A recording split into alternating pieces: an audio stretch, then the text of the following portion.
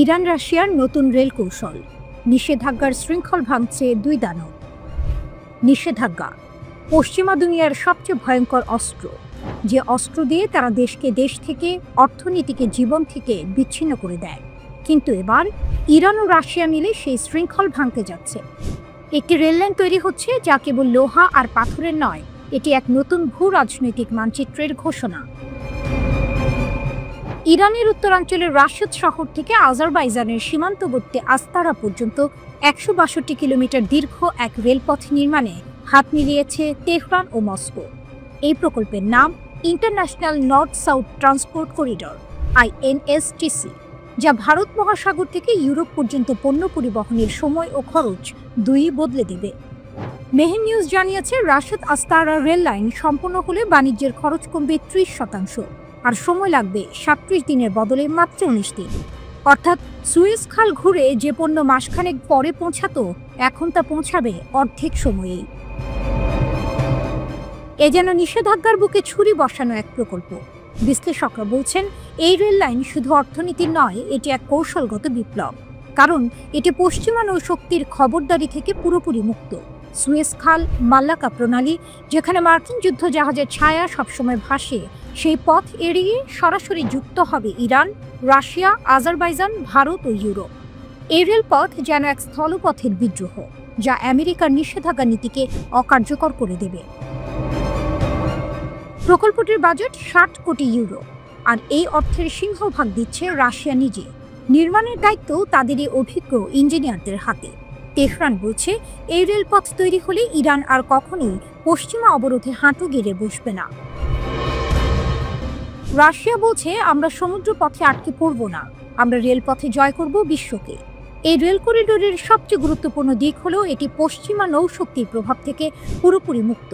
Suez খাল বা Malacca প্রণালীর মতো সামুদ্রিক পথে আমেরিকা যে খবরদারি চালায়, এই রেলপথ চালু হলে তা থেকে মুক্তি পেতে পারে রাশিয়া ও ইরান। এটি দুই দেশকে একটি সমান্তরাল অর্থনৈতিক ব্যবস্থায় বিচ্ছিন্ন দেশ থেকে অর্থনীতির গুরুত্বপূর্ণ খেলোয়াড়ে পরিণত করতে পারে। এই করিডোর কেবল পরিবহন প্রকল্প নয়, এটি এক অর্থনৈতিক প্রতিশোধের রূপকথা, যেখানে নিষেধাজ্ঞায় ক্লান্ত দুই দেশ নিজেদের ভাগ্য নতুন করে লিখছে লোহার রেল লাইনের উপর দিয়ে। যে পথে ট্রেন ছুটবে তার শব্দে থাকবে চ্যালেঞ্জ, তোমরা আমাদের থামাতে চেয়েছিলে, কিন্তু আমরা পথই বদলে ফেলেছি। রাশিয়া থেকে আস্তারা, এই লাইন শুধু দুটো শহরকে নয়, সংযুক্ত করবে এক ভিন্ন দুনিয়াকে। এক দুনিয়া যেখানে আমেরিকার নিষেধাজ্ঞা হারিয়ে যাবে ইস্পাতের ঝনঝন শব্দে, আর উঠবে নতুন এক সূর্য, ইরান ও রাশিয়ার ঐক্যের সূর্য। বিশ্ব রাজনীতির মানচিত্রে এই রেললাইন এক নতুন রেখা টানছে। সেই রেখা বলে দিচ্ছে, পশ্চিম যতই অবরোধ দিক না কেন, পূর্ব তার পথ নিজেই তৈরি করে নেয়। এই রেললাইন কেবল পথ নয়, এটি প্রতিরোধের প্রতীক। এটি ইরান ও রাশিয়ার প্রতিশোধের ট্রেন, যার ধোঁয়ায় হারিয়ে যাবে নিষেধাজ্ঞার দেয়াল।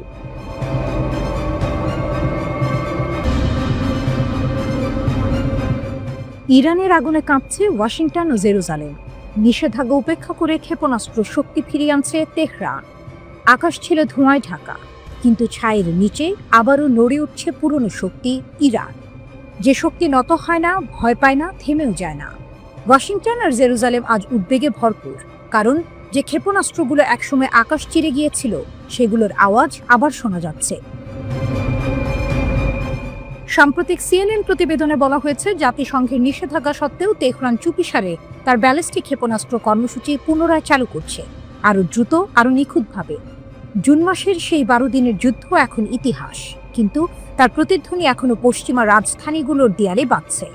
ইসরায়েলের প্রতিরক্ষা বাহিনীর তথ্য অনুযায়ী, সেই যুদ্ধেই ইরান নিক্ষেপ করেছিল প্রায় ৫৫০টি ব্যালিস্টিক ক্ষেপণাস্ত্র এবং ১০০০টিরও বেশি ড্রোন। আকাশ তখন আগুনে ভরা, প্রতিরক্ষা ব্যবস্থা তখন ওভারলোড। মার্কিন ও মিত্র প্রযুক্তির সহায়তায়ও সব আক্রমণ ঠেকানো যায়নি। নিহত হয় ২৮ জন, আহত ৩,০০০-এরও বেশি। তেহরান দেখিয়েছে তারা শুধু হুমকি দেয় না, বাস্তবেও আঘাত করতে জানে। ক্ষেপণাস্ত্রগুলো পেরিয়ে গিয়েছিল কয়েকশো কিলোমিটার, তেল আবিবের আকাশেও গর্জেছিল ইরানের নাম। এই শক্তির মূলে আছে তাদের পুনর্গঠনের জেদ। ইউরোপীয় গোয়েন্দা সংস্থাগুলির দাবি, নিষেধাজ্ঞা সত্ত্বেও ইরান যুদ্ধপূর্ব সক্ষমতা ফিরিয়ে আনতে মরিয়া। চীন থেকে আসা কাঁচামাল, রাতের আধারে চলা চালান, সব মিলিয়ে এক নীরব পুনর্জাগরণ। পশ্চিমা গোয়েন্দারা জানাচ্ছেন ইরান এখন এমন পর্যায়ে পৌঁছেছে যেখানে তারা প্রতি মাসে কয়েকশো ক্ষেপণাস্ত্র উৎপাদনে সক্ষম হতে পারে। ওয়াশিংটন প্রকাশ্যে কিছু বলছে না, জেরুজালেমও নীরব, কিন্তু সবাই জানে নীরবতা মানে শান্তি নয়, বরং এক ভয়ানক প্রস্তুতি। মার্কিন প্রশাসনের ভেতরে ফিসফিস করে শোনা যাচ্ছে, ইরানকে ঠেকানো যাবে তো। ইরানের সর্বোচ্চ নেতা আয়াতুল্লাহ খামেনি এদিকে জনসম্মুখে ঘোষণা দিয়েছেন, আমরা যুদ্ধ চাই না, কিন্তু কেউ যদি আমাদের ভয় দেখায় আমরা তাকে শেখাবো কিভাবে প্রতিরোধ করতে হয়। তার এই এক বাক্যেই যেন তেহরানের নতুন দর্শন, প্রতিরোধী শক্তি, ধৈর্যই অস্ত্র। বিশ্লেষকরা বলছেন, ইরানের ব্যালিস্টিক ক্ষেপণাস্ত্র শুধু অস্ত্র নয়, এটি তাদের জাতীয় মর্যাদার প্রতীক।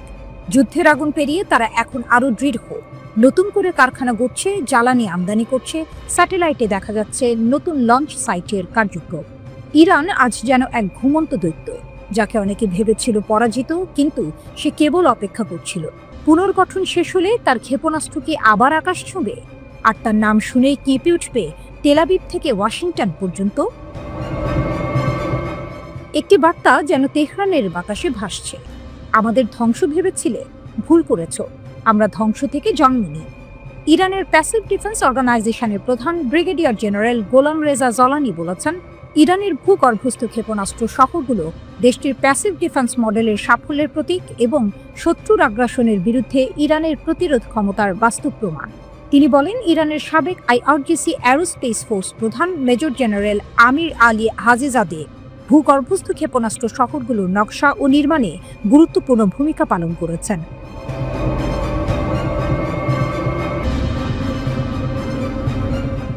অবশেষে উড়ল ইরানের সিমর্গ, আকাশে যেন পৌরাণিক পাখির ডানা, বাস্তবে তেহরানের প্রযুক্তির জয়। অবশেষে ইরান পেরেছে, যা ছিল একসময় কল্পনা, যা ছিল অসম্ভবের সীমান্তে, আজ তা বাস্তব। আয়াতুল্লাহ আলী খামেনির তেহরান এবার আকাশে তুলেছে নিজস্ব ডানায় তৈরি এক বিস্ময়, নাম সিমর্গ। ফার্সি পুরাণের পৌরাণিক পাখি, যার ডানায় নাকি লুকিয়ে থাকে আগুন, জ্ঞান আর অমরত্বের ছোঁয়া। আজ সেই সিমর্গ শুধু গল্পে নয়, উঠছে সত্যিকার আকাশে। মঙ্গলবার মধ্য ইরানের শাহির শহরের বিমান ঘাঁটিতে গর্জে উঠল দুটি শক্তিশালী ইঞ্জিন। গর্জনের সাথে উঠে গেল ইরানের গর্ব, তার প্রযুক্তি, তার স্বাধীনতার প্রতি। উপস্থিত ছিলেন প্রতিরক্ষা ও পরিবহন মন্ত্রণালয়ের উপমন্ত্রী সহ শীর্ষ সামরিক কর্মকর্তারা। মুহূর্তটা যেন শুধু এক উড়ান নয়, এক জাতির পুনর্জন্ম। ইরানের আকাশে যে পাখি উড়ল, তার ভেতরে শুধু ধাতু নয়, আছে এক জাতির প্রতিশোধের ইতিহাস। একসময় নিষেধাজ্ঞায় জর্জরিত দেশটি আজ সেই বাধার ভেতর দিয়েই বানিয়েছে নিজস্ব কার্গো বিমান, নিজস্ব প্রযুক্তিতে, নিজস্ব হাতে, নিজস্ব স্বপ্নে। ইরানের সিভিল এভিয়েশন অর্গানাইজেশন জানিয়েছে, সিমর্গকে বহরে যোগ দেওয়ার আগে 100 ঘন্টা পর্যন্ত বিভিন্ন পরিস্থিতিতে উড়ান পরীক্ষা করতে হবে। 15 বছরের পরিশ্রমে তৈরি এই বিমান এখন তেহরানকে নিয়ে গেছে বিশ্বের সেই 20টি দেশের তালিকায়, যারা নিজেদের নকশায় বিমান তৈরি করতে পারে। প্রেস টিভি জানায়, সিএএ প্রধান হোসেন পুরফরজানি বলছেন, এই উড়ান শুধু প্রযুক্তির নয়, আত্মনির্ভরতার জয়। আমরা দেখিয়ে দিয়েছি নিষেধাজ্ঞা আমাদের থামাতে পারে না। সিমর্গ কেবল একটি কার্গো বিমান নয়, এটি ইরানের নতুন কৌশলগত বার্তা। পশ্চিমা বিশ্বের চোখে চোখ রেখে বলা, আমরাও পারি নিজেদের শক্তিতে। বিমানটিতে রয়েছে দুটি 2500 হর্স পাওয়ারের ইঞ্জিন। এটি 6 মেট্রিক টন পণ্য 3900 কিলোমিটার দূরত্ব পর্যন্ত বহন করতে পারে। সর্বোচ্চ টেক অফ ওজন 21.5 মেট্রিক টন। হালকা, দ্রুত এবং চটপটে এই বিমানকে বলা হচ্ছে ইরানের আবহাওয়ার জন্য একদম আদর্শ। 2022 সালের মে মাসে সিমর্গ প্রথম ফাস্ট ট্যাক্সি টেস্ট সম্পন্ন করেছিল। এরপর থেকে চলছিল এর সার্টিফিকেশন প্রক্রিয়া। এখন সেটি প্রায় শেষের পথে। বিশেষজ্ঞরা বলছেন, এই বিমান ইরানের সামরিক সক্ষমতায় নতুন মাত্রা যোগ করবে। দেশের স্থল ও নৌবাহিনীর ঘাঁটিগুলোর মধ্যে দ্রুত সরঞ্জাম, রসদ বা সেনা পরিবহনে এটি হবে গেম চেঞ্জার। এমনকি ভবিষ্যতে এটি স্বল্প পল্লার যাত্রী পরিবহনেও ব্যবহার হতে পারে। আর সেখানেই ইরানের পরিকল্পনার গভীরতা। যখন পশ্চিমা বিশ্ব নিষেধাজ্ঞার দেয়াল তুলে তেহরানকে আটকে রাখতে চায়, তখন ইরান নিজের আকাশে তৈরি করছে বিকল্প এক মহাবিশ্ব, যেখানে প্রযুক্তি, গর্ব আর প্রতিরোধ মিলে গড়ে তুলছে নতুন বাস্তবতা। আজ আকাশে উঠছে সিমর্গ, কিন্তু আসলে উঠছে এক দেশের আত্মবিশ্বাস, এই উড়ান প্রমাণ করছে ইরানের শক্তি শুধু ক্ষেপণাস্ত্রে নয়, তার শক্তি মেধায়, প্রযুক্তিতে আর নিজের ভাগ্য নিজে গড়ে তোলার সাহসে। তেহরানের আকাশে আজ আবারও শোনা গেল সে অমর সুর, আমরা উড়ব কারণ আমাদের ডানা নিজেদের হাতে তৈরি।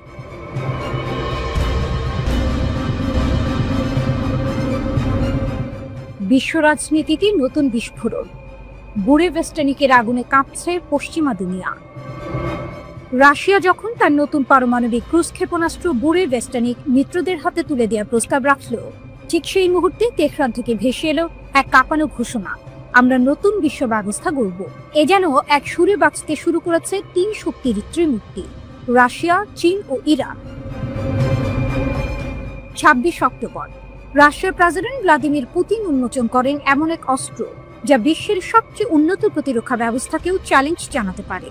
বলা হচ্ছে বুরেভেস্টানিক একবার ছুটে গেলে তাকে থামানোর শক্তি পৃথিবীর কারণে।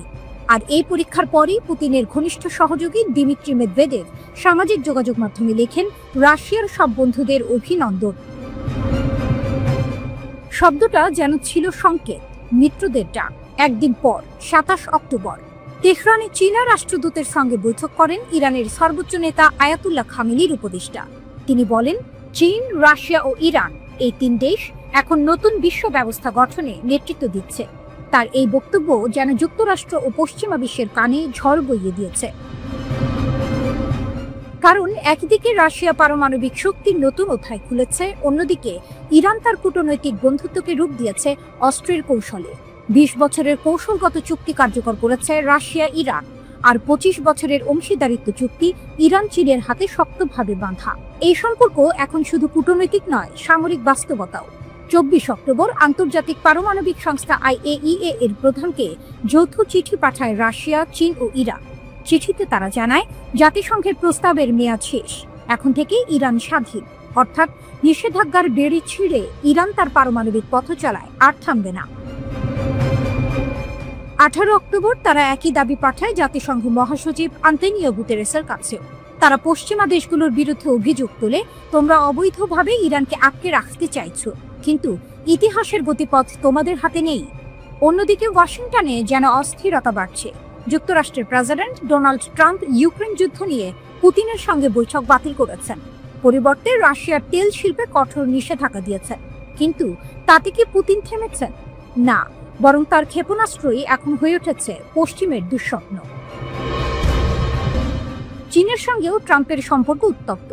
পুনর্নির্বাচনের পর থেকেই বাণিজ্য যুদ্ধ চলছে। ৩০ অক্টোবর তারা চীনা প্রেসিডেন্ট শি জিনপিং এর সঙ্গে বৈঠকের কথা, কিন্তু সেই সাক্ষাতের আগেই তৈরি হয়েছে অনিশ্চয়তার ঘন কুয়াশা। বিশ্ব রাজনীতি আজ যেন দুই সুপার পাওয়ারের সংঘর্ষ ক্ষেত্র। এক পাশে যুক্তরাষ্ট্র ও তার পশ্চিমা মিত্ররা, অন্য পাশে জেগে উঠছে রাশিয়া, ইরান ও চীনের নতুন জোট, যেখানে পারমাণবিক শক্তি, কূটনৈতিক ঐক্য আর অদম্য প্রতিরোধের বার্তা মিশে গেছে এক সুরে। এ যেন নতুন শীতল যুদ্ধের সূচনা। এক প্রান্তে ওয়াশিংটনের নীরবতা আর অন্য প্রান্তে মস্কো ও তেহরানের বাজনা। বিশ্ব ব্যবস্থা পাল্টাবে, ইতিহাস আবার লেখা হবে। রাশিয়া এখন শুধু এক দেশ নয়, এক ঘোষণা, অপরাজেয় শক্তির প্রতিধ্বনি।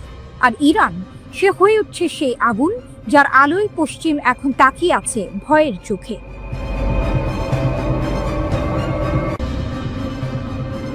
ইরান কি সত্যিই এখন পাগলখোরা, সবকিছু উড়িয়ে দিয়ে দেবে?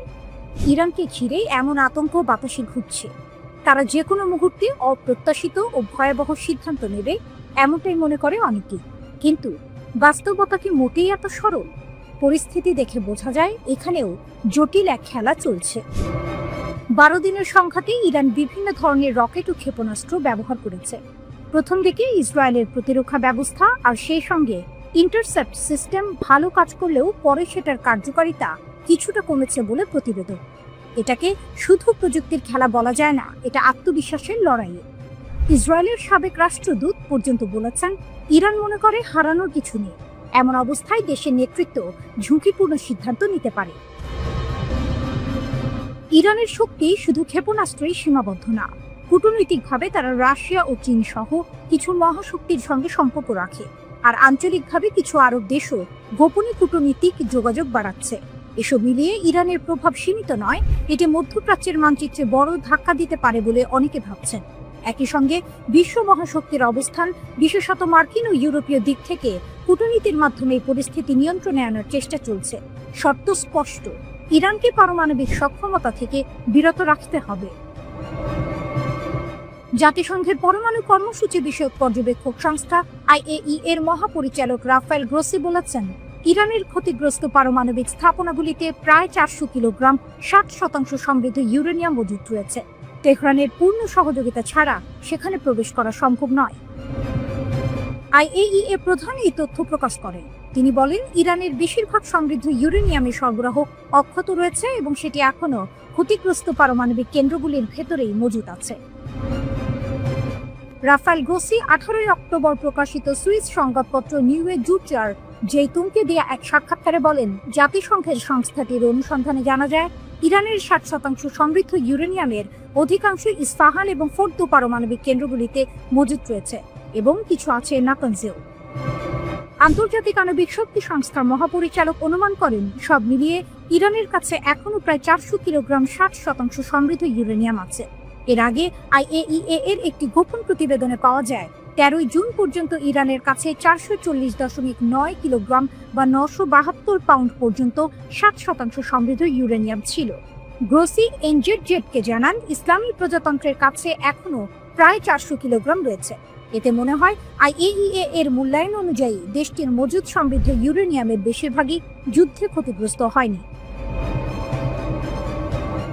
ইরানের বেশিরভাগ সমৃদ্ধ ইউরেনিয়াম এখনও দেশটির ক্ষতিগ্রস্ত পারমাণবিক কেন্দ্রগুলির ভেতরেই রয়েছে। IAEA এর এমন মূল্যায়ন তেহরান স্বীকার করে। দেশটির পররাষ্ট্রমন্ত্রী আব্বাস আরাকচি বলেছিলেন, ইসরায়েলি হামলায় ক্ষতিগ্রস্ত কেন্দ্রগুলির ধ্বংসস্তূপের নিচে সমৃদ্ধ পারমাণবিক উপাদানগুলি রয়েছে। টাইমস অফ ইসরায়েলের প্রতিবেদনে বলা হয়, ইসরায়েলকে ধ্বংস করতে অঙ্গীকারবদ্ধ ইরান পারমাণবিক অস্ত্র অর্জনের চেষ্টা করার কথা অস্বীকার করে। তবে দেশটি এমন স্তরে ইউরেনিয়াম সমৃদ্ধ করেছে যার কোনো শান্তিপূর্ণ ব্যবহার নেই। ইরান আন্তর্জাতিক পরিদর্শকদের পারমাণবিক কেন্দ্রগুলি পরীক্ষা করতে বাধা দিয়েছে এবং দেশটির ব্যালিস্টিক ক্ষেপণাস্ত্র সক্ষমতা বাড়িয়েছে। জেরুজালেমের মতে, জুনে ইসরায়েল পরমাণু কর্মসূচিটির বিরুদ্ধে সামরিক অভিযান শুরু করার ঠিক আগে ইসলামী প্রজাতন্ত্র অস্ত্রায়নের দিকে পদক্ষেপ নিয়েছিল।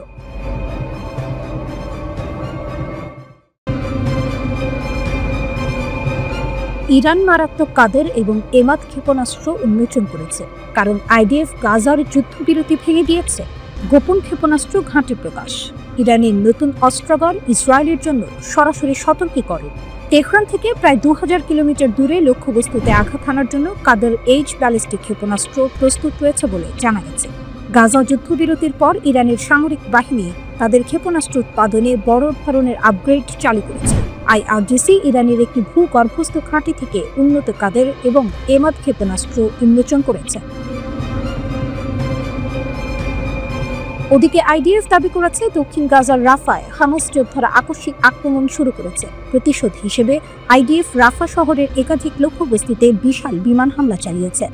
এমন সময়ে ইরানের কাদের এবং এমাদ ক্ষেপণাস্ত্রের আপগ্রেডের খবর সামনে এলো। ইরানের কাদের ব্যালিস্টিক ক্ষেপণাস্ত্রে এখন অ্যান্টি ইলেকট্রনিক যুদ্ধবিধ্বংসী ব্যবস্থা রয়েছে। এই আপগ্রেডগুলি জ্যামিং আক্রমণের বিরুদ্ধে আরও বেশি স্থিতিস্থাপকতা প্রদান করে।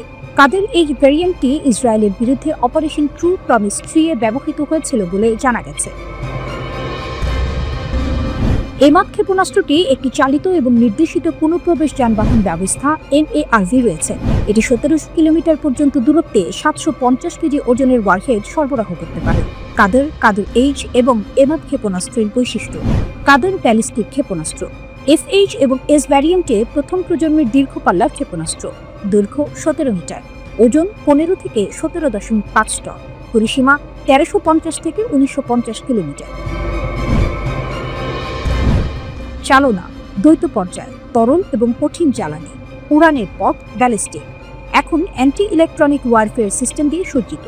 অপারেশন ট্রু প্রমিস 3 এ ইসরায়েলি লক্ষ্যবস্তুর বিরুদ্ধে কাদের এইচ ব্যবহার করা হয়েছিল। এমাদ ব্যালিস্টিক ক্ষেপণাস্ত্র ইরানের প্রথম দূরপাল্লার তরল জ্বালানি ক্ষেপণাস্ত্র, যার MARV ম্যানুভারেবল রি-এন্ট্রি ভেহিকল রয়েছে। দৈর্ঘ্য 15.5 মিটার, ওজন 17 টনেরও বেশি, warhead 750 KG, range 1700 kilometre. MARV বিমানের নির্দেশিকা এবং লক্ষ্য সংশোধনের অনুমতি দেয়। ছোট পাখনা নির্দেশিত ওয়ারহেড সমন্বয় সক্ষম করে। ম্যাগাজিন স্টাইলের ক্ষেপণাস্ত্র সালভো সিস্টেমের মাধ্যমে উৎক্ষেপণ, দ্রুত মাল্টিপল লঞ্চ ভূগর্ভস্থ ঘাঁটির সাথে সামঞ্জস্যপূর্ণ। গাজা সিজফায়ার আবার সন্দেহজনক। IDF দক্ষিণ গাজার রাফায় হঠাৎ আক্রমণ চালানোর জন্য হামাসকে অভিযুক্ত করে।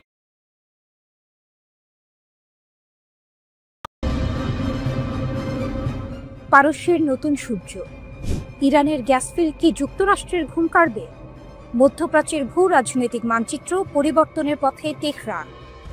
পারস্য উপসাগরের উপকূলে বাতাসে ভারী ধুলো, দূরে তেলের কূপেই আগুনের লাল আভা ঝলক দিচ্ছে, কিন্তু চারপাশে নীরবতা। এই নীরবতার মধ্যে ইরানি প্রকৌশলীরা বিশাল মরুভূমির নিচে আবিষ্কার করেছেন এমন এক সম্পদ যা মধ্যপ্রাচ্যের ভূ রাজনৈতিক ভারসাম্য এক দশকের জন্য বদলে দিতে পারে। এটি সেই মুহূর্ত যখন বিশ্ব রাজনীতির মানচিত্র আরেকবার নতুন করে আঁকা শুরু হলো। বিবিসি এক প্রতিবেদনে লিখেছে, ইরানের দক্ষিণাঞ্চলের এই নতুন গ্যাস ক্ষেত্র আবিষ্কার কোনো সাধারণ ঘটনা নয়, এটা এক ভূ রাজনৈতিক কৌশল। নিষেধাজ্ঞা পেরিয়ে ইরান এখন আর শুধু একটি তেলের দেশ নয়, এটা প্রযুক্তির, বিজ্ঞানের এবং কৌশলের দেশ। নেতানিয়াহুর ৩ হুমকি এবং ইরানের শক্তি। কয়েক বছর আগে ইসরায়েলের প্রধানমন্ত্রী বেনিয়ামিন নেতানিয়াহুকে প্রশ্ন করা হয়েছিল, ইসরায়েলের জন্য সবচেয়ে বড় হুমকি কি?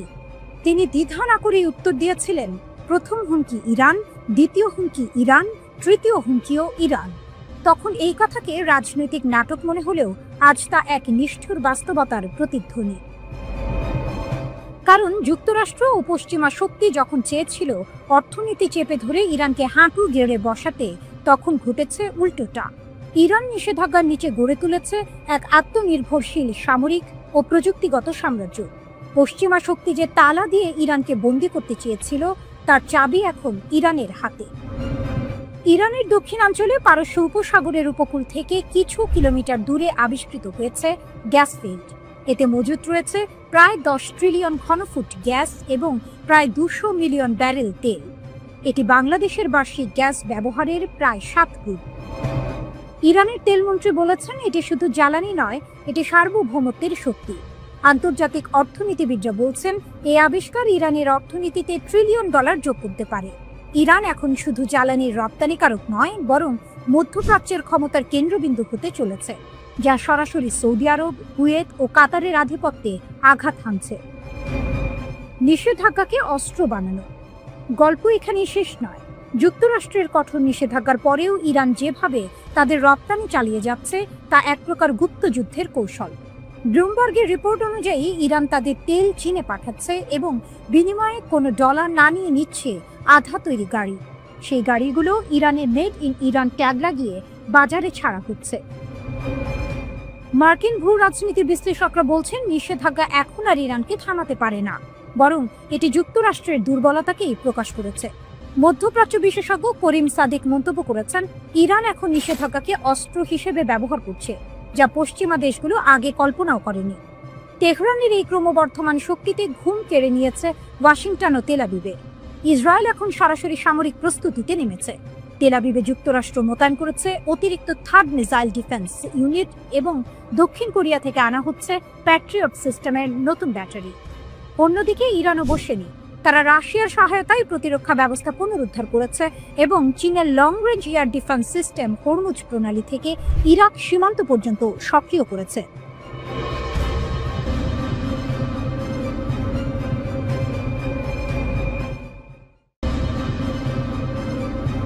এনপিটির বাঁধন ছেড়ে ইরান কি পারমাণবিক অস্ত্রের পথে?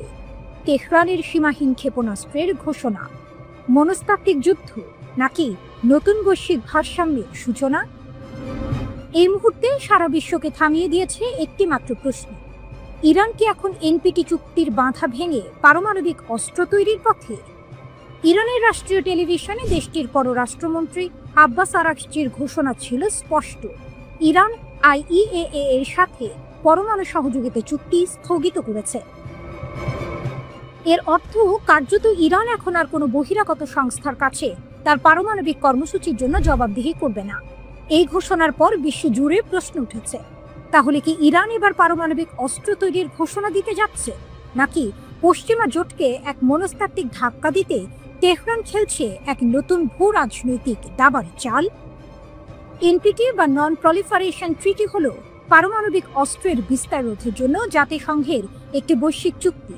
এই চুক্তিতে থাকা দেশগুলো পারমাণবিক অস্ত্র তৈরি না করার প্রতিশ্রুতি দেয়, কিন্তু যখন কোনো দেশ এই চুক্তি স্থগিত করে বা বেরিয়ে আসে, তখন তার মানে হলো সেই দেশ নিজের পারমাণবিক কর্মসূচির ওপর আর কোনো নজরদারি মেনে নেবে না। কূটনৈতিক মহলে কানাঘুষা শুরু হয়েছে। ইরান কি তাহলে এবার স্বাধীন পরমাণু রাষ্ট্রের পথে হাঁটছে? বিশ্লেষকরা বলছেন, গত জুন মাসে ইসরায়েলে যুক্তরাষ্ট্রের হামলায় ইরানের বহু পরমাণু বিজ্ঞানী নিহত হওয়া এবং স্থাপনা ধ্বংসের পরে এই সিদ্ধান্তে বীজ রোপিত হয়েছিল। তেহরান এখন বলছে, তোমরা আমাদের ওপর যুদ্ধ চাপিয়ে দিয়েছ, এখন আমরা নিজেদের মতো চলব। ক্ষেপণাস্ত্রের সীমা তুলে নিলেন খামেনি। ইরানের সিদ্ধান্ত শুধু পরমাণু চুক্তি পর্যন্তই থামেনি, এর চেয়েও বড় পদক্ষেপ এসেছে ইরানের সর্বোচ্চ ধর্মীয় নেতা আয়াতুল্লাহ আলী খামেনির কাছ থেকে। দীর্ঘদিন ধরে 2200 কিলোমিটার পর্যন্ত সীমা ছিল ইরানের ক্ষেপণাস্ত্র কর্মসূচি, কিন্তু এখন সেই সীমা আর নেই। এর অর্থ কি দাঁড়ায়? ইরান এখন চাইলে এমন ক্ষেপণাস্ত্র তৈরি করতে পারে যা ইউরোপের গভীরে, এমনকি মার্কিন ঘাঁটিতেও পৌঁছাতে পারে। বিশ্লেষকরা বলছেন, এই সীমাহীন ক্ষেপণাস্ত্র ঘোষণা আসলে প্রতিশোধের প্রতিধ্বনি।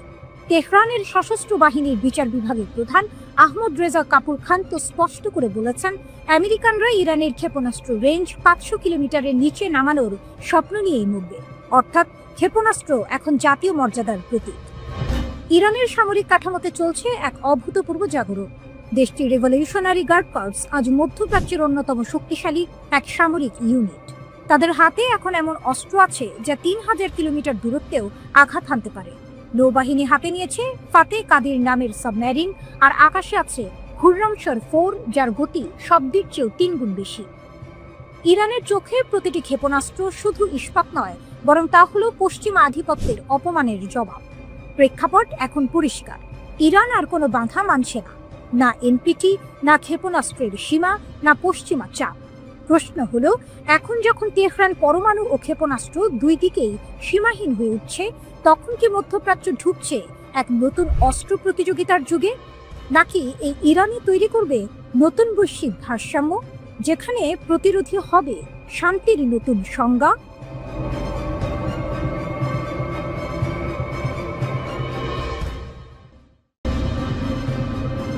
ইরানের সামরিক প্রযুক্তি মধ্যপ্রাচ্যের শক্তির নতুন মানচিত্র। কে বলেছিল ইরান শুধু ইতিহাসের দেশ?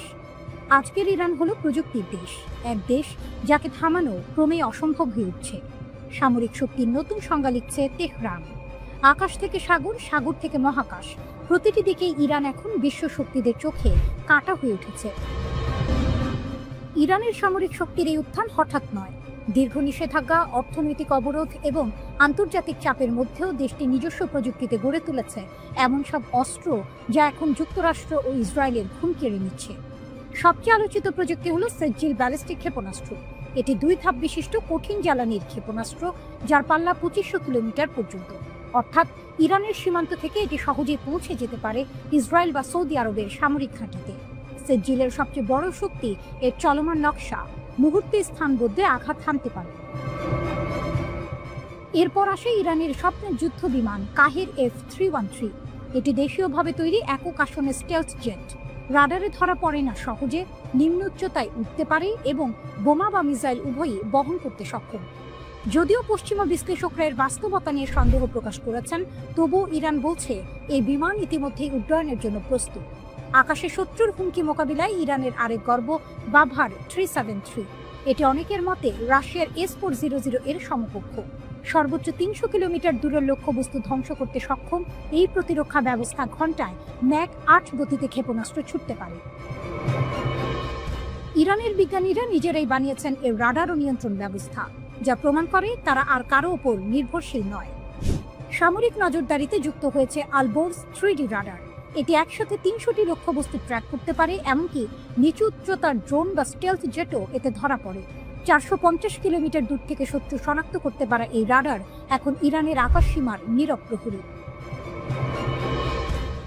স্থলে যুদ্ধের জন্য রয়েছে কারার প্রধান যুদ্ধ ট্যাঙ্ক T-90 ও M1 আব্রামসের মিশ্র রূপ। এতে আছে লেজার রেঞ্জ ফাইন্ডার, কম্পিউটার নির্ভর টার্গেটিং সিস্টেম এবং 125 মিমি কামান। এক ট্যাঙ্ক জ্বালানিতে 500 কিলোমিটার চলতে পারে এটি। সাগরে ইরানের গোপন শক্তি হল গাদির ক্লাস সাবমেরিন। পারস্য উপসাগরের অগভীর জলে লুকিয়ে থাকা এই সাবমেরিন শত্রুর নজর এড়িয়ে মুহূর্তেই মিসাইল ছুটতে পারে। ড্রোন যুদ্ধেও ইরান দেখিয়েছে বিপুল অগ্রগতি। মোহাজের 10 ড্রোন 24 ঘন্টা আকাশে ভেসে থাকতে পারে, 2000 কিলোমিটার পর্যন্ত উঠতে পারে আর 300 কেজি বোমা বহন করতে পারে। এটি ইরানের গোয়েন্দা ও আক্রমণ দুই দিকেই একসাথে কাজ করছে। কিন্তু সবচেয়ে বড় চমক এসেছে পাতা হাইপারসনিক ক্ষেপণাস্ত্র থেকে। ম্যাক 15 গতিতে উঠতে সক্ষম এই অস্ত্র শত্রুর প্রতিরক্ষা ব্যবস্থাকে প্রায় অর্থহীন করে দিচ্ছে। আমেরিকাও জানে এই ক্ষেপণাস্ত্র আকাশে উঠলে আটকানো অসম্ভব। সবশেষে আছে শহীদ সোলেমানি যুদ্ধ জাহাজ, ইরানের নৌবাহিনীর গর্ব। এতে রয়েছে উন্নত রাডার, ড্রোন ডেক, দ্রুতগামী নৌকা নামানোর ক্রেন এবং ভয়ঙ্কর মিসাইল সিস্টেম। একসময় যাকে নিষিদ্ধ দেশ বলা হতো, আজ সেই ইরান প্রযুক্তির শক্তিতে মধ্যপ্রাচ্যের ভারসাম্য পাল্টে দিচ্ছে। নিষেধাজ্ঞা যতই বাড়ুক, ইরানের প্রতিরোধ যেন আরো দৃঢ় হয়। এটাই নতুন ইরান, যে ভয় পায় না বরং ভয় দেখায়।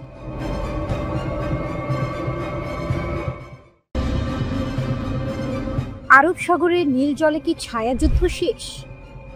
ইরান চীন জোটের সামনে প্রকাশ্যে পিছু হচ্ছে যুক্তরাষ্ট্র। 2025 সাল, আরব সাগরের গভীর নীল জলরাশি ভেদ করে ভেসে চলেছে এক দানবাকৃতি তেলবাহী জাহাজ ইয়াং ওয়াং-5। জাহাজটির মাথায় উঠছে ইরানের দৃপ্ত পতাকা, কিন্তু এবারের দৃশ্যপট ভিন্ন।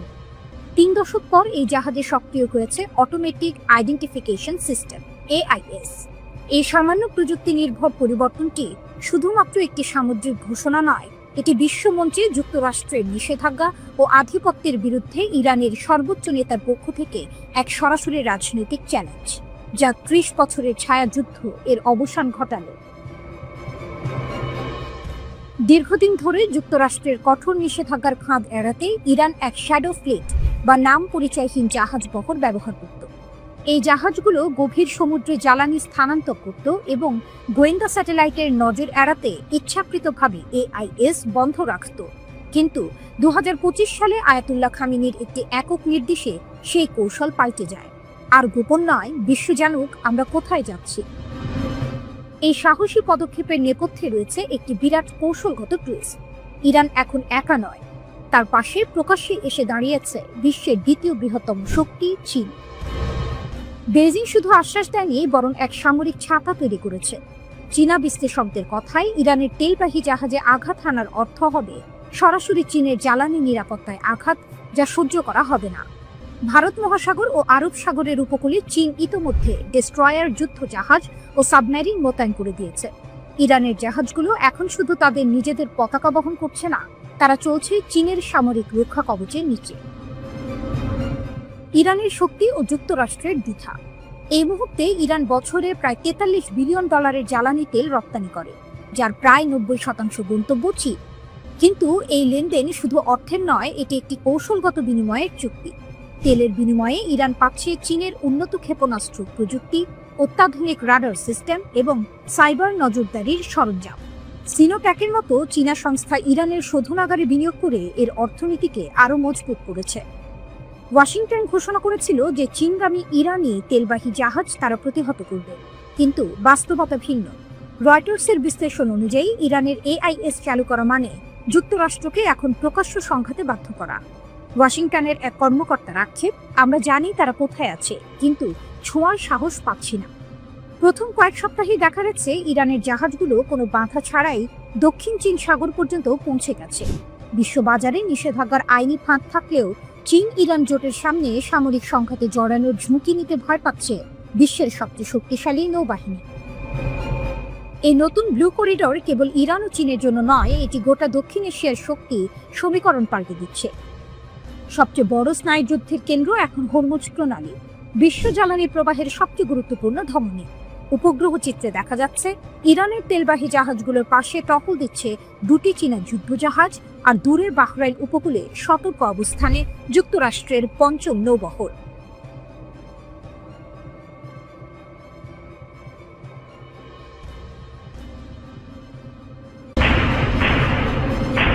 ইসরায়েলি দখলের বিরুদ্ধে আরব বিশ্বের অগ্নিশর, নেতৃত্বে সৌদি আরব। মধ্যপ্রাচ্যে নতুন এক কণ্ঠ উঠে এসেছে, দৃপ্ত, অটল ও ন্যায়ের দাবিতে সোচ্চার। ইসরায়েলি দখলদারিত্বের বিরুদ্ধে আরব ক্রোধের নেতৃত্ব এখন সৌদি আরবের হাতে। রিয়াদ যেন আজ সেই অগ্নিশিখা, যা নীরবতার দেয়াল ভেদ করে বলছে, ফিলিস্তিন আমাদের হৃদয়, এবং হৃদয় কখনো দখল করা যায় না। সৌদি আরবের ভূমিকা একটি দ্বিমুখী তলোয়ারের মতো। একদিকে তারা ফিলিস্তিনিদের প্রতি সমর্থন জানিয়ে আরব বিশ্বের নেতৃত্ব ফিরে পাচ্ছে, অন্যদিকে ইসরায়েলকে অর্থনৈতিক ও কূটনৈতিক ফাঁদে ফেলার ক্ষমতাও রাখছে। এনবিএসের এই সাহসী পদক্ষেপ কেবল ইসরায়েলকে নয়, তার মিত্রদেরও এক কঠিন সংকটের মুখে ফেলে দিল। সৌদি যুবরাজ মোহাম্মদ বিন সালমান এনবিএস নিজেই সামনে এসেছেন। ইসরায়েলি নেসাট যখন দখলকৃত পশ্চিম তীরকে নিজেদের সঙ্গে সংযুক্ত করার দুটি বিল পাশ করল, তখন রিয়াদ গর্জে উঠল। পররাষ্ট্র মন্ত্রণালয়ের ভাষায় এটি কেবল একটি আইন নয়, এটি দখলদারিত্বের নতুন মুখোশ। পশ্চিম তীর দখলে ইসরায়েলি পার্লামেন্টে বিল অনুমোদন, কাতার, সৌদি আরব, জর্ডানের নিন্দা। সৌদি আরব সরাসরি ঘোষণা করেছে, দখলকৃত অঞ্চলের ওপর ইসরায়েলি নিয়ন্ত্রণ বৈধ নয়, এটি আন্তর্জাতিক আইনের নগ্ন লঙ্ঘন। রিয়াদ নেসাটের প্রাথমিক ভোটকে অবৈধ ও বিপজ্জনক বলে বাতিল ঘোষণা করেছে। সৌদি বিবৃতিতে বলা হয়েছে, রাজ্য ইসরায়েলি দখলদার কর্তৃপক্ষের সব বসতি সম্প্রসারণ এবং সংযুক্তিকরণ পদক্ষেপ সম্পূর্ণভাবে প্রত্যাখ্যান করছে। রিয়াদ আবারও স্মরণ করিয়ে দিয়েছে 1967 সালের সীমান্ত রেখা, যেখানে একটি স্বাধীন ফিলিস্তিনি রাষ্ট্র থাকবে, রাজধানী হবে পূর্ব জেরুজালেম। এই অবস্থান শুধু কূটনৈতিক নয়, প্রতীকীয় বটে। যেখানে অনেক আরব রাষ্ট্র নীরবতার আড়ালে নিজেদের স্বার্থ খুঁজছে, সৌদি আরব যেন ঘোষণা করছে, ন্যায় বিচার ছাড়া শান্তি আসবে না। সতর্ক করেছে, ইসরায়েলের এই পদক্ষেপ আঞ্চলিক নিরাপত্তার জন্য মারাত্মক হুমকি। এই পথ রক্তের, এই পথ অস্থিরতার। রিয়াদের কণ্ঠে যেন প্রতিধ্বনিত হচ্ছে সেই সতর্কবার্তা, যা একসময় আরব জোটের পতাকায় লেখা ছিল। বিবৃতিতে বলা হয়েছে, ফিলিস্তিনি জনগণের উপর সকল আক্রমণ বন্ধ করতে হবে, আর ন্যায় ভিত্তিক দ্বিরাষ্ট্রীয় সমাধানের মাধ্যমে স্থায়ী শান্তি প্রতিষ্ঠা সম্ভব। এই নিন্দা কেবল কূটনীতির পৃষ্ঠায় সীমাবদ্ধ নয়, এটি এক আরব শক্তির জাগরণের ইঙ্গিত। যে শক্তি একসময় ইতিহাসে ইসলামী ঐক্যের প্রতীক ছিল, আজ আবার সেটি হয়ে উঠেছে ন্যায়ের পতাকা বহনকারী। সৌদি আরবের অবস্থান এখন যেন নতুন দিক নির্দেশনা দিচ্ছে পুরো আরব বিশ্বকে। রিয়াদ চুপ করে নেই, বরং বলছে, যে শান্তি দখলের ওপর দাঁড়ায় তা শান্তি নয়, প্রতারণা। রিয়াদ যেন এক ভিন্ন পথ বেছে নিয়েছে, সমঝোতার নয়, প্রতিবাদে। এবং সেই প্রতিবাদের ভাষা এখন সমগ্র আরব দুনিয়ায় প্রতিধ্বনিত হচ্ছে। যখন ফিলিস্তিনের মাটিতে আগুন, তখন সৌদি আরব যেন বলছে, আমরা নীরব থাকব না। ন্যায়ের সূর্য পশ্চিম তীরের আকাশেও উঠবে। আর এই ঘোষণায় এক ঝলক দেখা যাচ্ছে সেই পুরনো আরব শক্তি, যে শক্তি দমন নয়, প্রতিরোধে বিশ্বাস করে, যে শক্তি এখন আবার ফিলিস্তিনের পক্ষে দাঁড়াতে প্রস্তুত।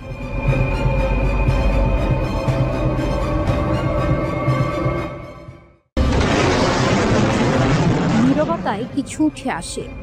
শান্ত পাহাড়ের নিচে তেহরানের দক্ষিণ পূর্বে তেলাগান 2 আবার শ্বাস নিচ্ছে। এক নাম যা একসময় গোয়েন্দাদের রাতের ঘুম কেড়ে নিয়েছিল, এক নাম যা মরতে চায় না। 2024 সালের অক্টোবরে ইসরায়েলি যুদ্ধ বিমানের হামলা তালেগান 2কে ধ্বংসস্তূপে পরিণত করেছিল। আগুন, ধোঁয়া, ধ্বংস। বিশ্ব ভেবেছিল এই অধ্যায় শেষ। কিন্তু এবার উপগ্রহ চিত্র বলছে ভিন্ন কথা। নির্মাণ চলছে, পুনর্জন্ম শুরু হয়েছে। বিজ্ঞান ও আন্তর্জাতিক সুরক্ষা ইনস্টিটিউট নিশ্চিত করেছে, তালেগান 2 পুনর্নির্মিত হচ্ছে। প্রাচীন সামরিক কমপ্লেক্সে, যেখানে গোপনীয়তার আবরণ সবসময় ছায়া ফেলে, ধ্বংসের ধুলো ছড়িয়ে পড়েছে নতুন নির্মাণের কাজে, যেন আগের অগ্নি পরীক্ষার স্মৃতি ঢেকে রাখছে। তারপর ভিত্তি, তারপর অট্টালিকা। অগস্ট মাসে 45x17 মিটার বিশাল খিলানযুক্ত ভবন উত্থিত হয়েছে। পাশে 2টি ছোট ভবন এবং একটি নতুন খিলানযুক্ত কাঠামো, ধুলো আর দৃঢ়তার প্রতীক। বিশেষজ্ঞরা বলছেন, এটি সাধারণ পুনর্গঠন নয়, বিস্ফোরণ প্রতিরোধী দেয়াল, শক্তিশালী ছাদ, সামরিক নির্ভুলতা। একটি দুর্গ, একটি সাইট যা একবার বিমান হামলায় ধ্বংস হয়েছিল, এবার আরও শক্তিশালীভাবে উঠেছে। তালেগান 2 ছিল ইরানের গোপন AMAD পরিকল্পনার মূল কেন্দ্র। পারমাণবিক ওয়ারহেডের জন্য উচ্চ বিস্ফোরক ট্রিগার পরীক্ষা এখানেই হতো। এটি কখনো আন্তর্জাতিক পরিদর্শনের আওতায় আসেনি, গোপন, সুরক্ষিত, অস্বীকারযোগ্য। 2003 সালে AMAD প্রকল্প বন্ধ হওয়ার পর পশ্চিমা বিশ্বের নিঃশ্বাস চলছিল। কিন্তু গোয়েন্দারা জানিয়েছিলেন কার্যকলাপ আবার শুরু হয়েছে। অক্টোবরে ইসরায়েলি আক্রমণ সেই সতর্কবাণীকে চ্যালেঞ্জ করেছিল। তাদের প্রতিশোধ ছিল স্পষ্ট, তবুও ধ্বংসের ছাই থেকে এখন আবার কিছু উঠে আসছে। এবার ইরান দেখাচ্ছে শক্তি, ইটের পর ইট, শক্তিশালী এবং সুরক্ষিত। বার্তা স্পষ্ট, আমরা শেষ করিনি। উপগ্রহ চিত্র, গোয়েন্দা নোট সবই উত্তেজনা বাড়াচ্ছে। পশ্চিমা বিশ্বের নজর এখন তালেবান 2 এর দিকে। ইরানের পারমাণবিক স্বপ্ন কি শুধু ধোঁয়ায় ঢেকে রাখা হবে, নাকি বাস্তবে শক্তি দেখাবে? বা চীনের মরুভূমিতে নির্মাণের ধুলো উঠছে, শক্তি উত্থিত হচ্ছে, তালেবান 2 তার ছাই থেকে ফিরে এসেছে। প্রশ্ন রয়ে যাচ্ছে, ইরান কি শান্তির জন্য নির্মাণ করছে, নাকি শক্তি প্রদর্শনের জন্য প্রস্তুতি নিচ্ছে? 18 অক্টোবর ইরানের জন্য ছিল এক বিশেষ দিন। এদিন দেশটির পররাষ্ট্রমন্ত্রী ঘোষণা করেন, যুক্তরাষ্ট্র সহ পশ্চিমা বিশ্বের 6 শক্তিধর দেশের সঙ্গে পরমাণু কর্মসূচি নিয়ন্ত্রণ রাখা নিয়ে তাদের যে চুক্তি হয়েছিল সেটির মেয়াদ শেষ হয়েছে। কার্যত ইরানের পরমাণু কর্মসূচি নিয়ে আঞ্চলিক প্রতিদ্বন্দ্বী ইসরায়েল বরাবরই সরব। তারাই যুক্তরাষ্ট্র, যুক্তরাজ্য, ফ্রান্স সহ বিভিন্ন দেশকে এ নিয়ে চাপ দিয়ে আসছে। 2015 সালে ইরান ও বিশ্বের 6 প্রভাবশালী দেশ joint comprehensive plan of action JCPOA সই করে। পরে 2018 সালে ওই চুক্তি থেকে বের হয়ে যায় যুক্তরাষ্ট্র। চুক্তি অনুযায়ী ইরান যাতে পারমাণবিক অস্ত্র তৈরি করতে না পারে সেজন্য পরমাণু সমৃদ্ধকরণের একটি সীমা টেনে দেওয়া হয়। JCPOA এর সঙ্গে চুক্তির মেয়াদ শেষ হওয়ায় ইরান আর শর্ত মেনে চলবে না। ইরান অবাধে তাদের পারমাণবিক কর্মসূচি চালিয়ে যেতে পারবে। সেই সঙ্গে পরমাণু সমৃদ্ধকরণের সীমাও থাকছে না, যা ইরানকে পরমাণু অস্ত্র তৈরিরও সুযোগ করে দিতে পারে।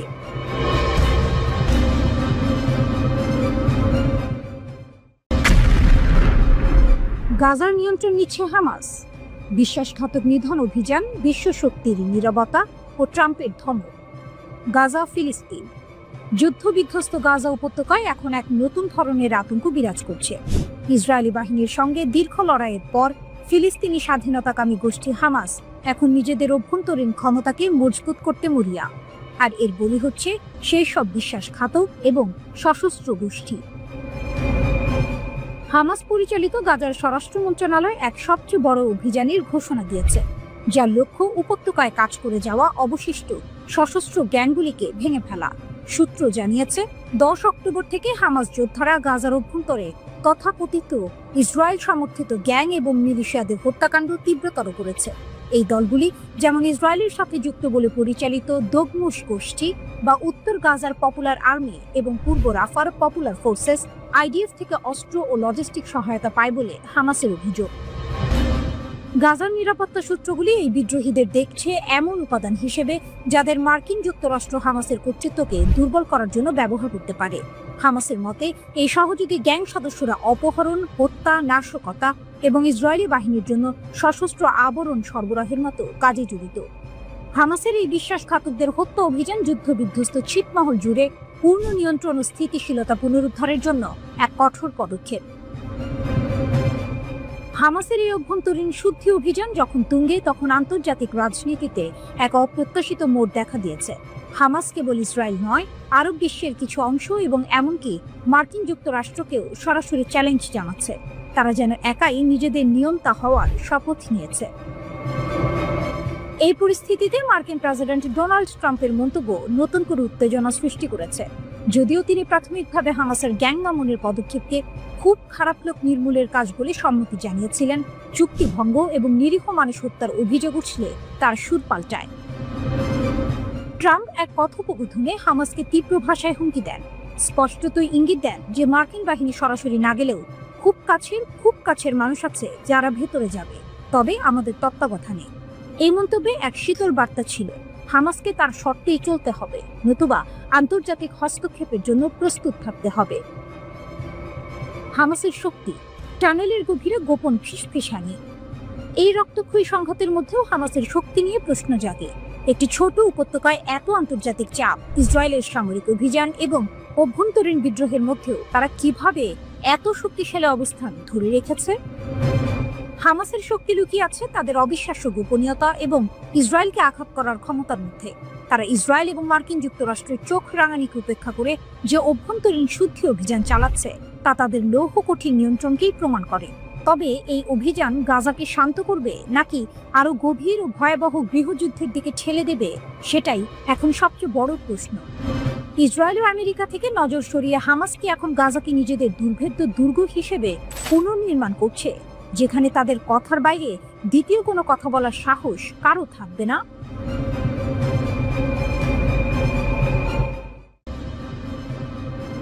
রাফাল বনাম জেট-এনসি, আকাশের সিংহাসনে কার রাজত্ব? ফ্রান্সের গর্জন নাকি চীনের ঝড়? আকাশ, যেখানে গতি মানেই বেঁচে থাকা আর ভুল মানেই ধ্বংস, সেই নীল শূন্যে এখন আলোচনার কেন্দ্রবিন্দু দুটি যুদ্ধ বিমান, ফ্রান্সের রাফাল আর চীনের জেট-এনসি। দেখতে ভিন্ন, প্রযুক্তিতে আলাদা, কিন্তু প্রশ্ন একটাই, যুদ্ধে কে হবে রাজা? রাফাল হলো এক বহুমুখী যুদ্ধ বিমান যা তৈরি করেছে ফ্রান্সের দাসো এভিয়েশন। এই বিমানের গতি ঘন্টায় প্রায় 2200 কিলোমিটার, আর এটি পারমাণবিক অস্ত্র বহন করতে সক্ষম। অর্থাৎ রাফাল কেবল আকাশযুদ্ধের অস্ত্র নয়, এটি এক উড়ন্ত শক্তির প্রতীক, এক মহাশক্তিধর যুদ্ধযন্ত্র। অন্যদিকে জেট-এনসি হলো চীনের আধুনিক ফাইটার জেট, যা সজ্জিত শক্তিশালী নিক্স রাডার এবং AESA বা অ্যাক্টিভ ইলেকট্রনিক্যালি স্ক্যান্ড অ্যারে প্রযুক্তি দিয়ে। এটি চীনের সামরিক প্রযুক্তির নতুন দিগন্ত খুলে দিয়েছে। তবে বিশেষজ্ঞদের মতে রাফালের সেন্সর প্রযুক্তি এবং ইলেকট্রনিক ওয়ারফেয়ার সিস্টেম একে করেছে আরও নির্ভরযোগ্য ও মারাত্মক। গত মে মাসে ভারত ও পাকিস্তানের মধ্যে সংঘাতের সময় রাফাল যুদ্ধ বিমান নিয়ে আলোচনা হয়েছিল ব্যাপকভাবে। পাকিস্তানের দাবি ছিল তারা চীনের তৈরি জেট ইঞ্জিন চালিত যুদ্ধ বিমান দিয়ে ভারতের একটি রাফাল ভূপাতিত করেছে, তবে ভারত সেই দাবি অস্বীকার করেছিল। এখন আবার আলোচনা এসেছে জেট-এনসি যুদ্ধ বিমান, তবে এবার বাংলাদেশের প্রেক্ষাপটে। কারণ এ মাসের শুরুর দিকে কয়েকটি সংবাদ মাধ্যমে খবর প্রকাশ হয়েছে যে বাংলাদেশ চীন থেকে প্রায় $2 বিলিয়ন ব্যয়ে 20টি জেট-এনসি যুদ্ধ বিমান কিনতে যাচ্ছে। এই জেট-এনসি আসলে জেট-এনসি বি মডেলের রপ্তানিযোগ্য সংস্করণ, যা বিদেশি ক্রেতাদের জন্য চীন তৈরি করেছে। এরপর স্বাভাবিকভাবেই দুই ধরনের যুদ্ধ বিমানের পার্থক্য নিয়ে কৌতূহল তৈরি হয়েছে অনেকের মনে। প্রশ্নটা এখন একটাই, রাফাল আর জেট-এনসি দুইয়ের মধ্যে পার্থক্য আসলে কোন কোন জায়গায়? ফ্রান্সের দাসো এভিয়েশনের তৈরি রাফাল যুদ্ধ বিমান যেন আকাশের সর্বগামী যোদ্ধা। ঘন্টায় গতি 2200 কিলোমিটার, আক্রমণ চালাতে পারে শত্রুর মাটিতেই, আকাশে, এমনকি সমুদ্রেও। আর সবচেয়ে ভয়ঙ্কর দিক, এটি বহন করতে পারে পারমাণবিক অস্ত্র। অন্যদিকে চীনের তৈরি জেট-এনসি হলো এক আধুনিক, স্মার্ট ও দ্রুত প্রতিদ্বন্দ্বী, যা রয়েছে শক্তিশালী AESA রাডার আর উন্নত এভিওনিক্স সিস্টেম। কিন্তু পার্থক্য সেখানেই শেষ নয়। রাফাল চলে দুটি ইঞ্জিনে, মানে এক ইঞ্জিনে আঘাত লাগলেও আরেকটি তাকে বাঁচিয়ে আনতে পারে। বিপরীতে জেট-এনসি হলো একক ইঞ্জিনের যুদ্ধ বিমান, দাম কম কিন্তু ঝুঁকি বেশি। যুদ্ধক্ষেত্রে একবার ইঞ্জিনের সমস্যা হলে পাইলটের জীবন বাজি। ওজন আর বহন ক্ষমতার দিক থেকেও রাফাল এগিয়ে। এর সর্বোচ্চ টেক অফ ওজন 24.5 টন, যেখানে জেট-এনসির সীমা প্রায় 19 টন। এর মানে রাফাল নিতে পারে বেশি জ্বালানি, উঠতে পারে অনেক দূরে, আর বহন করতে পারে আরো ভারী অস্ত্র ভাণ্ডার। দূরপাল্লার যুদ্ধে কে এগিয়ে? রাফালকে ধরা হয় লং রেঞ্জ যোদ্ধা, যে শত্রুকে অনেক দূর থেকেই ধ্বংস করতে পারে, আর জেট-এনসি কার্যকর মিড রেঞ্জ লড়াই। তবে জেট-এনসির হাতে আছে ভয়ঙ্কর অস্ত্র, PL-15 মিসাইল, যা চোখে দেখা যায় না এমন লক্ষ্যেও আঘাত হানতে পারে। এই মিসাইল নিজেই রাডার চালিয়ে লক্ষ্য খুঁজে নেয়, তাই রাফালের মতো প্রতিপক্ষকেও ভোগাতে পারে অনেক দূর থেকে। তবে ফরাসি রাফালকে আলাদা করেছে এর ইলেকট্রনিক ওয়ারফেয়ার সিস্টেম স্পেকট্রা। এটি শুধু শত্রু রাডার এড়াতেই নয়, বরং তাদের যোগাযোগও জ্যাম করে দিতে পারে। বিশ্লেষকরা বলেন রাফালের স্পেকট্রা সিস্টেম বিশ্বের অন্যতম উন্নত যুদ্ধ প্রযুক্তি। রাফালে রয়েছে 14টি হার্ড পয়েন্ট, যেখানে ট্যাঙ্ক, মিসাইল, ক্রুজ অস্ত্র সব একসাথে বহনযোগ্য। জেট-এনসি যদিও প্রযুক্তিতে এগিয়ে আসছে, তবুও যুদ্ধক্ষেত্রের অভিজ্ঞতায় পিছিয়ে। রাফাল ইতোমধ্যে লিবিয়া, সিরিয়া ও আফ্রিকার যুদ্ধক্ষেত্রে পরিচিত। জেট-এনসি এখনো তুলনামূলক নতুন মুখ। আর দাম, এখানেই জেট-এনসির জয়। একটি রাফালের দাম যেখানে $80 থেকে $125 মিলিয়ন, সেখানে জেট-এনসি পাওয়া যায় $40 থেকে $60 মিলিয়ন। তাই যারা পশ্চিমা যুদ্ধ বিমান কিনতে পারেন না বা চান না, তাদের জন্য চীনা ফাইটার এখন এক প্রিয় বিকল্প। বিশ্লেষকদের ভাষায়, পরিষ্কার আকাশে দক্ষ কৌশলে রাফাল অজেয়, কিন্তু PL-15 হাতে জেট-এনসিও কম ভয়ঙ্কর নয়। শেষ পর্যন্ত রাফাল যেখানে রাজকীয় পরিপূর্ণতা, জেট-এনসি সেখানে দ্রুত উত্থানের প্রতীক। একদিকে ফরাসি নিখুঁত প্রকৌশল, অন্যদিকে চীনা সাহসী উদ্ভাবন। প্রশ্নটা তাই এখনো খোলা, যখন তারা মুখোমুখি হবে আকাশে গর্জন তুলবে কে? রাফালের গর্ব নাকি জেট-এনসির গতি? একই আকাশে দুই যোদ্ধা, একটি ইউরোপের অহংকার, অন্যটি এশিয়ার উচ্চাকাঙ্ক্ষা। বিজয়ী হোক যেই হোক, আকাশে তখন শুধু শোনা যাবে একটাই শব্দ, গর্জন। সেপ্টেম্বরে যখন রাশিয়ার ড্রোনগুলো পোল্যান্ডের আকাশ ছুঁয়ে যায়, তখন ইউরোপ কেঁপে ওঠে। ন্যাটো দ্রুত যুদ্ধবিমান উড়ায়। তারা ছড়ে A9 সাইড উইন্ডার ক্ষেপণাস্ত্র। প্রতিটির দাম $4 লাখ বেশি। আর যে ড্রোনগুলো তারা ভূপাতিত করে, সেগুলোর দাম ক্ষেপণাস্ত্রের তুলনায় শতভাগেরও কম। এ যেন কোটি টাকায় কয়েন মারার খেলা। এস্তোনিয়াতেও ঘটল একই কাহিনী। রুশ বিমান আকাশে ঢুকতেই ইতালির F-35 আর তুরস্কের AWACS জেগে উঠল। প্রতি ঘন্টার উড়ান যোগ করল হাজার হাজার ডলার খরচের হিসাব। রুশ ড্রোনগুলো সস্তা, ভীষণ সস্তা।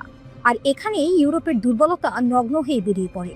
ব্যয়বহুল প্রতিরক্ষা তুচ্ছ আক্রমণের সামনে ভঙ্গুর হয়ে পড়ছে। এ কারণেই ইউরোপের নীতি নির্ধারকরা ভাবছেন এক নতুন দেয়াল, দ্য ড্রোন ওয়াল। ইউরোপীয় ইউনিয়নের প্রধান Ursula von der Leyen 10 September তার ভাষণে এই ধারণা দেন।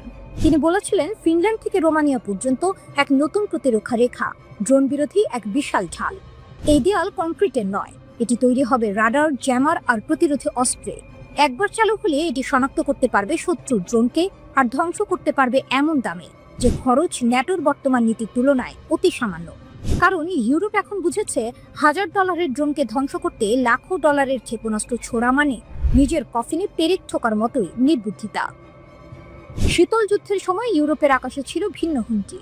রাডার চেইন, ইন্টারসেপ্টর স্কোয়াড্রন, পারমাণবিক প্রতিরক্ষা সবই সাজানো ছিল মানুষের চালানো বোমারু বিমানের জন্য। ব্যয়বহুল অস্ত্রের বিপরীতে ব্যয়বহুল প্রতিরক্ষা, ভারসাম্যপূর্ণ খেলা। কিন্তু আজ যুদ্ধ বদলে গেছে। আজ শত্রু আসে ঝাঁকে ঝাঁকে ছোট ড্রোন হয়ে, ধীরে চলে, নিচে উড়ে, অথচ মারাত্মক। এগুলো বানানো সহজ, দাম কম আর ক্ষতির পরও সহজে প্রতিস্থাপনযোগ্য। ইউক্রেনের যুদ্ধ সেই সত্যটাই উন্মোচন করেছে। ড্রোন এখন যুদ্ধক্ষেত্রের হৃৎপিণ্ড। এক ড্রোন উড়িয়ে দিতে পারে $মিলিয়ন ট্যাঙ্ক, থামিয়ে দিতে পারে রসদ, ধ্বংস করতে পারে বিদ্যুৎ কেন্দ্র, এমনকি শহর। ন্যাটো এখন বুঝছে, পুরনো সোভিয়েত বিরোধী প্রতিরক্ষা আর চলে না। নতুন হুমকি এসেছে, আটটা মোকাবিলার জন্য দরকার নতুন কৌশল। সেপ্টেম্বর 2025, রাশিয়ার আকাশ লঙ্ঘন নিয়ে ন্যাটোর ঘুম হারাম। পোল্যান্ডের সীমানা পেরোয় 2 ডজন শাহেদ ধরনের ড্রোন। কিছু গুলি করে নামানো যায়, অনেকগুলো হারিয়ে যায় অদৃশ্যের মতো। কিছুদিন পর এস্তোনিয়ার আকাশে প্রবেশ করে 3টি রুশ MiG-31 যুদ্ধ বিমান। 12 মিনিট ওরা উড়ে বেড়ায়। তারপরেই ইতালির F-35 উঠে পড়ে তারা দিতে। তারপর তুরস্ক পাঠায় AWACS নজরদারি বিমান। আকাশ জুড়ে ছড়িয়ে পড়ে তীব্র সতর্কতা। ডেনমার্কেও দেখা যায় ড্রোন উঠতে। বিমানবন্দর বন্ধ, সামরিক ঘাঁটি লকডাউন। কোপেনহেগেন আর অস্লোয় বন্ধ প্রধান এয়ারপোর্ট। মাসের শেষে আবারও দেখা যায় রুশ বিমানগুলো বাল্টিক আকাশ ঘেঁষে উঠছে। ন্যাটো বাধ্য হয় একের পর এক ইন্টারসেপ্টর করতে। কিন্তু এই ঘটনাগুলো হঠাৎ নয়, এগুলো পরিকল্পিত। মস্কো চায় ইউরোপের ঐক্য ভাঙতে, ন্যাটোর প্রতিক্রিয়া মাপতে। কত দ্রুত তারা উঠে দাঁড়ায়, কোন অস্ত্র ব্যবহার করে, কত সময় লাগে, সব তথ্য সংগ্রহ করে রাশিয়া। একটি এস্তোনিয়া ঘটনার উদাহরণই যথেষ্ট। ন্যাটো প্রতিক্রিয়া জানাতে নেয় 12 মিনিট। এই 12 মিনিটে খরচ হয় বিপুল অর্থ। F-35 এর প্রতি ঘন্টার খরচ $40,000 আর AWACS এর 66,000। বিমানবন্দর বন্ধে যোগ হয় আরো কোটি টাকার ক্ষতি। রাশিয়া জানে এই ফাঁকফোকর, জানে এই অর্থনৈতিক দুর্বলতা। ইউরোপও জানে। তাই তারা বলছে, সময় এসেছে নতুন দেয়ালের, সময় এসেছে ড্রোন ওয়ালের। এই দেয়াল দেখতে কেমন হবে, কবে তৈরি হবে, কে অর্থ দেবে, সবই এখনো অনিশ্চিত। হয়তো একাধিক স্তরে সাজানো সেন্সর, রাডার, লেজার, জ্যামার, প্রতিরোধী ড্রোন। এক বিশাল নেটওয়ার্ক যা সমন্বিতভাবে শত্রু ড্রোন শনাক্ত ও ধ্বংস করবে সীমান্ত ছাড়িয়ে আসার আগে। ইউক্রেন, মলদোভাকেও এই প্রকল্পে যুক্ত করা হতে পারে। বিশ্বজুড়ে এখনই চলছে ড্রোন বিরোধী প্রযুক্তির দৌড়। ইউক্রেন ব্যবহার করছে শব্দ সংবেদনশীল সেন্সর। আমেরিকার ব্লু হোলোকাস্ট লেজার মাত্র $3 এক ড্রোন গলিয়ে দিতে পারে। ইউরোপ চায় এসব অভিজ্ঞতা কাজে লাগাতে, কিন্তু 4000 কিলোমিটার দীর্ঘ সীমান্তে এমন নেটওয়ার্ক গড়া সহজ নয়। ইউরোপীয় প্রতিরক্ষা কমিশনার আন্দ্রেয়াস কুবিলিও বলেছেন, প্রাথমিক শনাক্তকরণ ব্যবস্থা আমরা 1 বছরে দাঁড় করাতে পারবো, কিন্তু পূর্ণাঙ্গ প্রতিরক্ষা জাল বানাতে সময় লাগবে অনেক। সবচেয়ে বড় প্রশ্ন অর্থ। কে দেবে এই বিশাল ব্যয়? নতুন তহবিল, পুরনো প্রতিরক্ষা বাজেট থেকে কাটছাঁট, নাকি সদস্য দেশগুলোর যৌথ অনুদান? কেউ নিশ্চিত নয়। তবে একটা জিনিস নিশ্চিত, ইউরোপের প্রতিরক্ষা শিল্পে শুরু হবে সোনার যুগ। রাডার, লেজার, জ্যামার, ড্রোন সবকিছুরই চাহিদা আকাশ ছোঁয়া। Britain, France, Germany, Italy, Spain, Sweden হবে এই প্রকল্পের মেরুদণ্ড। কিন্তু বাইরে থেকে আসবে খেলোয়াড়, আমেরিকা, দক্ষিণ কোরিয়া, ইসরায়েল, তুরস্ক। তবু সবচেয়ে কঠিন কাজ হবে ঐক্য। ডজন ডজন দেশের প্রতিরক্ষা ব্যবস্থা একত্র করা সহজ নয়। লাগবে একই প্রযুক্তি মান, নিরাপদ যোগাযোগ, যৌথ মহড়া, আর সবচেয়ে কঠিন রাজনৈতিক ছাড়।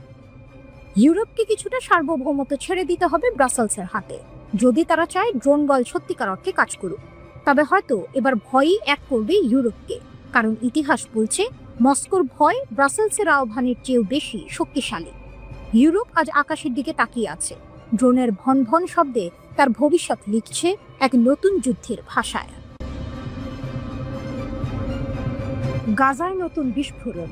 হামাসের শক্তি কি আদৌ কমেছে? একটা মুহূর্ত, একটা বিস্ফোরণ, আর তাতে কেঁপে উঠল গাজার দক্ষিণাঞ্চল।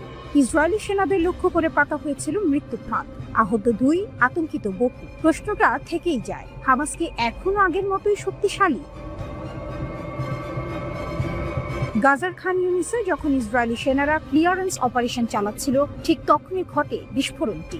শক্তিশালী একটি ইম্প্রোভাইজড এক্সপ্লোসিভ ডিভাইস বা আইইডি আঘাত হানে সেনাদের বহরে। আহত হন 2 ইসরায়েলি সেনা। তারা এখন হাসপাতালে, বেঁচে ফিরেছেন ভাগ্যক্রমে। তবে ঘটনা বুঝিয়ে দিল গাজা এখনো ভয়ঙ্কর, আর হামাস এখনো নিঃশেষ হয়নি। নীরবতা ভেঙে আবার গর্জে উঠল বিস্ফোরণ। ইসরায়েলি প্রতিরক্ষা বাহিনী আইডিএফ জানিয়েছে তারা আশেপাশে কোনো সশস্ত্র হামাস যোদ্ধাকে দেখতে পায়নি। তাহলে বিস্ফোরকটি কবে বসানো হয়েছিল, কে বসালো, এসব প্রশ্ন এখন ঘুরছে সেনা গোয়েন্দা বিভাগের মাথায়। তবে আইডিএফ হামলার জবাবে গাজায় তাৎক্ষণিক হুমকি হিসেবে চিহ্নিত একাধিক স্থাপনায় বিমান হামলা চালিয়েছে। বলা হচ্ছে এগুলোর সঙ্গে সরাসরি হামাসের যোগ রয়েছে। আগের হামলায় 2 ইসরায়েলি নিহত হয়েছিল। হামাস এসেছিল টানেল ভেদ করে। এই ঘটনা তার আগের সপ্তাহের ঘটনারই প্রতিধ্বনি। তখন হামাসের যোদ্ধারা একটি গোপন টানেল ব্যবহার করে এসে ইসরায়েলি সেনাদের উপর রকেট হামলা চালায়। মারা যান মেজর ইয়ানিফ তুলা ও স্টাফ সার্জেন্ট ইটা ইয়াভেতস। এই হামলার পর ইসরায়েল ভয়াবহ প্রতিশোধ নেয়। গাজা জুড়ে চালানো হয় ব্যাপক বিমান হামলা। ধ্বংস করা হয় একাধিক টানেল নেটওয়ার্ক, যেগুলোতে পূর্বে আটক রাখা বন্দীদের লুকিয়ে রাখা হয়েছিল বলে দাবি আইডিএফ-এর। হামাসের বার্তা পরিষ্কার, আমরা এখনো আছি। হামাসের এই আক্রমণগত কৌশল প্রমাণ করে তারা এখনো গোপন টানেল, আইইডি ও হঠাৎ হানা দিয়ে ইসরায়েলি বাহিনীকে চমকে দিতে সক্ষম। আন্তর্জাতিক চাপ ও অবরোধ সত্ত্বেও তাদের অস্ত্র ভান্ডার পুরোপুরি শেষ হয়ে যায়নি। বিশ্লেষকরা বলছেন এই বিস্ফোরণ কেবল শারীরিক ক্ষতি নয়, মানসিক যুদ্ধের কৌশলও। এটি ইসরায়েলি সেনাদের মধ্যে আতঙ্ক ছড়ায়। কখন কোথা থেকে আঘাত আসবে কেউ জানে না। দূতাবাসের সতর্কবার্তা, হোয়াইট হাউস কড়া বার্তা দিলেও হামাসকে। গাজা পরিস্থিতি নিয়ে ইসরায়েল সফরে যুক্তরাষ্ট্রের ভাইস প্রেসিডেন্ট জেডি ভ্যান্স। তিনি বলেছেন যদি হামাস শান্তির পথে না আসে তবে তাদের সম্পূর্ণভাবে নিশ্চিহ্ন করে দেয়া হবে। তিনি আরো জানান এখনো অনেক বন্দী ধ্বংসস্তূপের নিচে আটকে আছেন। কেউ কেউ কোথায় আছে সেটাই জানা যাচ্ছে না। শান্তি আনার পথটা কঠিন, সময় সাপেক্ষ, তবে যুক্তরাষ্ট্র আশা ছাড়ছে না। গাজা এখন বারুদের ডিব্বা, হামাসের ছায়া এখনো ঘন। যদিও আন্তর্জাতিক মহল চেষ্টা করছে যুদ্ধ থামাতে, তবে গাজার বিস্ফোরণ বার্তা দিচ্ছে শান্তি এখনো অনেক দূর। হামাস হয়তো আঘাতের পর পালিয়ে যাচ্ছে, কিন্তু তারা এখনো আছে ছায়ার মতো, নিঃশব্দে, প্রস্তুত আরেক বিস্ফোরণের জন্য। তেল আবিবের বুকে মোসাদের গোপন আস্তানা ফাঁস। ইরানের গুপ্তচরদের বিস্ময়কর অভিযানে স্তব্ধ ইসরায়েল। তেল আবিবের রোদে যখন দিনটা ছিল একেবারে স্বাভাবিক, তখন হঠাৎই এক ঝলক খবর কাঁপিয়ে দিল গোটা ইসরায়েল। ইরানের গোয়েন্দা সংস্থা দাবি করেছে তারা উন্মোচন করেছে মোসাদের গোপন লিস্ট, সেই রহস্যময় আস্তানা যেখানে থেকে চালানো হতো তথ্যযুদ্ধ, ষড়যন্ত্র আর প্রচারণা। ইসরায়েলি নিরাপত্তা বৃত্তে যেন বজ্রপাতের মতো পড়ল এই সংবাদ। ইরানের রাষ্ট্রীয় গণমাধ্যম জানিয়েছে তেহরানের বিশেষ গোয়েন্দারা তেল আবিবের ভেতরে মোসাদের কথিত সহযোগীদের অবস্থান প্রকাশ করেছেন। অভিযানের মূল লক্ষ্য ছিল লন্ডন ভিত্তিক ইরান ইন্টারন্যাশনাল চ্যানেলের সঙ্গে যুক্ত ব্যক্তিরা, যাদের ইরান দীর্ঘদিন ধরে তথ্যযুদ্ধের সৈনিক হিসেবে বিবেচনা করে আসছে। রাষ্ট্রীয় টেলিভিশনে প্রচারিত ভিডিওতে দেখা যায় বেশ কয়েকজন সাংবাদিক, বিশ্লেষক ও সম্প্রচারকের ছবি, বাড়ির ঠিকানা ও চলাফেরার পথ। তাদের মধ্যে ছিলেন বাবুক এশাঘি, যাকে ট্র্যাক করা হয়েছে তেল আবিবের দক্ষিণের হোলনের দেগানিয়া স্ট্রিটে, যেখানে চ্যানেলের একটি মূল ঘাঁটি বলে দাবি করেছে ইরানি গোয়েন্দারা। আরেক নাম মীর জাভেদ আনভার, যিনি নিয়মিতভাবে ইরান ইন্টারন্যাশনালের অতিথি হিসেবে উপস্থিত হন। প্রতিবেদনে বলা হয়েছে তিনি তেল আবিবেই বসবাস করতেন। আরও চমকপ্রদ তথ্য উঠে এসেছে। তালিকায় রয়েছে মেনাশে আমির, 1979 সাল থেকে ইসরায়েলে বসবাসকারী ইরানি বংশোদ্ভূত এক ব্রডকাস্টার।